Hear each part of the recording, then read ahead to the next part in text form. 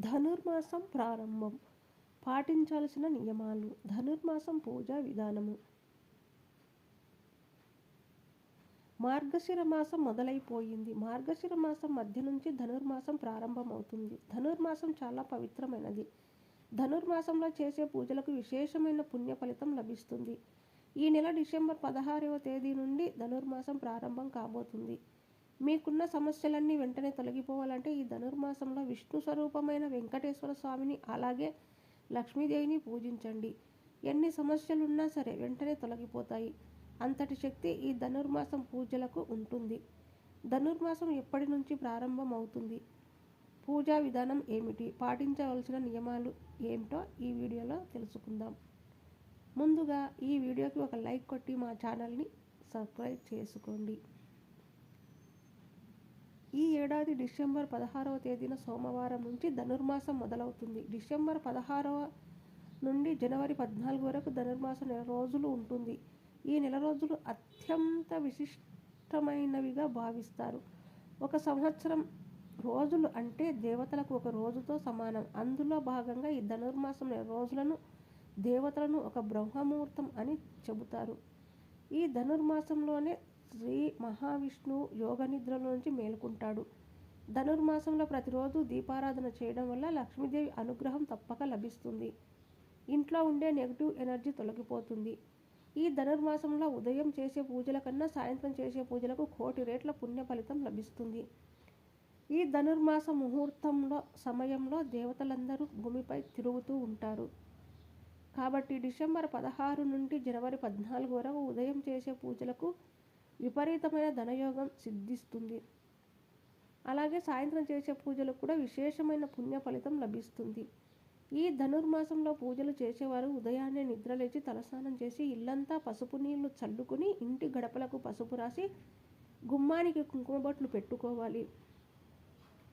వెంకటేశ్వర స్వామిని అలాగే లక్ష్మీదేవిని విశేషంగా పూజించాలి. ఈ ధనుర్మాసంలో వెంకటేశ్వర స్వామిని పూజించే భక్తులు వెంకటేశ్వర స్వామికి తులసిమాలను సమర్పిస్తే మీ కష్టాలన్నీ తీరిపోతాయి. కాబట్టి ఈ నెలలో పూజ చేసేవారు మీ పూజ గదిలో ఉన్న వెంకటేశ్వర స్వామి పటానికి తులసిమాలను వేసి పూజ చేయండి.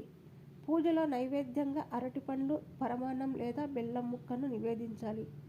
ఈ ధనుర్మాసంలో వచ్చే శనివారాలు చాలా పవిత్రమైనవి కాబట్టి ప్రతి శనివారం పిండి దీపాలు వెలిగించి వెంకటేశ్వర స్వామిని పూజించాలి.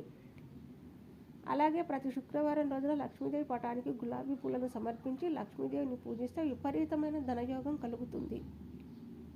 విలాసవంతమైన జీవితాన్ని గడుపుతారు. ఈ ధనుర్మాసం నెల రోజులు పూజ చేయలేని వారు ఈ ధనుర్మాసంలో వచ్చే ప్రతి శనివారం రోజున వెంకటేశ్వర స్వామిని పూజిస్తే ఎంతో గొప్ప పుణ్యం లభిస్తుంది. ఈ ధనుర్మాసాన్ని శూన్యమాసం అని అంటారు. ఎందుకంటే ఈ ధనుర్మాసాన్ని శనికి సంబంధించిందిగా భావిస్తారు. కాబట్టి ఈ శూన్యమాసంలో అంటే ఈ ధనుర్మాసం నెల రోజుల పాటు కొన్ని పనులను అస్సలు చేయకూడదు. ఒకవేళ చేస్తే మాత్రం జీవితాంతం కష్టాలను అనుభవించాల్సిందే.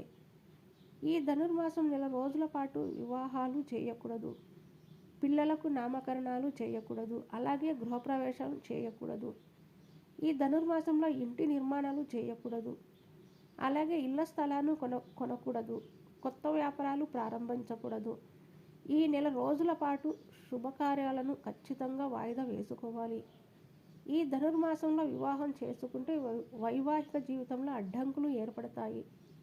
అలాగే ఈ నెలలో కొత్త ఇంట్లోకి ప్రవేశిస్తే మీ కుటుంబంలో ఇబ్బందులు ఎదురవుతాయి. కాబట్టి ఈ ధనుర్మాసంలో శుభకార్యాలకు దూరంగా ఉండటం మంచిది.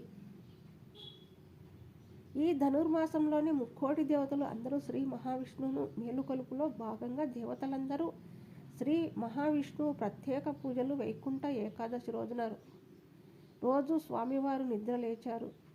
అప్పటి నుంచి ఉత్తరాయణం ప్రారంభం అవుతుంది. అందుకే ఈ ధనుర్మాసం నెల రోజులు చాలా పవిత్రమైనవి. ఈ ధనుర్మాసం నెల రోజులు విష్ణుదేవుడిని పూజిస్తే 1000 సంవత్సరాల పాటు విష్ణుదేవుని పూజించినంత పుణ్య ఫలితం లభిస్తుంది. ఈ ధనుర్మాసంలో ప్రతిరోజు సాయంత్ర సమయంలో ఆకాశంలో ఉన్న నక్షత్రాలను చూసి మీ మనసులో ఏదైనా కోరుకుంటే అది ఖచ్చితంగా నెరవేరుతుందని నమ్మకం. అష్టదళ ముగ్గు అంటే లక్ష్మీదేవికి చాలా ఇష్టమైన ముగ్గు కాబట్టి ఈ ధనుర్మాసంలో ఎక్కువగా పూజ గది ముందు అష్టదళ ముగ్గుని వేసి ఇంట్లో పూజలు చేస్తే మీ ఇంట్లో లక్ష్మీదేవి తాండవిస్తుంది. తులసి పూజ చాలా పవిత్రమైనది. ముఖ్యంగా ఈ ధనుర్మాసంలో చేసే తులసి పూజకు కోటి జన్మల పుణ్య ఫలితం లభిస్తుంది. అలాగే ఈ ధనుర్మాసంలో వచ్చే ప్రతి శుక్రవారం రోజున ఉదయం ఇంటి గడపలకు పసుపు రాసి సాయంత్రం 6 గంటల తర్వాత ఇంటి ముందు 2 దీపాలు వెలిగించాలి. ఈ ధనుర్మాసంలో వచ్చే ప్రతి శుక్రవారం రోజున ఇలా ఇంటి ముందు దీపాలు వెలిగిస్తూ ఉంటే మీ ఇంట్లోకి ఖచ్చితంగా లక్ష్మీదేవి అడుగు పెడుతుంది. మీ ఇల్లంతా అష్ట ఐశ్వర్యాలతో నిండిపోతుంది. పెళ్లి కాని వారికి ఈ ధనుర్మాసం చాలా ప్రత్యేకమైనది. ఈ ధనుర్మాసం నెల రోజులు ఇంటి ముందు ముగ్గులు వేసి ఇంట్లో పూజలు చేయడం వల్ల కోరిన వరుడు లభిస్తాడని నమ్మకం. అలాగే పెళ్లి కాని మగవారు అయితే ఈ ధనుర్మాసం నెల రోజులు బ్రహ్మముహూర్తంలో నిద్రలేచి తలస్నానం వెంకటేశ్వర స్వామి ఆలయానికి వెళ్ళి వెంకటేశ్వర స్వామికి తులసి మాలలు సమర్పిస్తే త్వరలోనే వివాహ గడియలు వరిస్తాయి. ఈ నెల రోజుల పాటు భార్యాభర్తలు బ్రహ్మచర్యం పాటించాలి. ఈ ధనుర్మాసం నెల రోజుల పాటు విష్ణుదేవుని కథలు చదివితే చాలా మంచిది.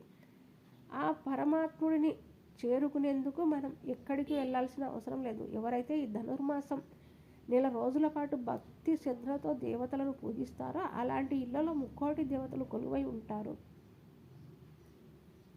ఈ ధనుర్మాసంలో ప్రతిరోజు ఉదయం సాయంత్రం సమయంలో ఇంటిని శుభ్రం చేసి ఇంట్లో దీపారాధన చేయడం వల్ల ధనలక్ష్మి కటాక్షం లభిస్తుంది. జీవితాంతం డబ్బు కష్టాలు లేకుండా ఉంటాయి. ఈ ధనుర్మాసం పూజలు చేసేవారు మాంసాహారానికి దూరంగా ఉండాలి. ధనుర్మాసం ప్రారంభమైనప్పటి నుంచి హరిదాసులు బసవన్నలతో సంక్రాంతి సందడి మొదలైపోతుంది. ఇంటిని శుభ్రం చేయడం మొదలు ముంగిట్లో ముగ్గులు సందడి చేస్తారు. ఈ వీడియో కనుక మీకు నచ్చినట్లయితే లైక్ చేయండి, షేర్ చేయండి, సబ్స్క్రైబ్ చేయడం మాత్రం మర్చిపోకండి. Thank you.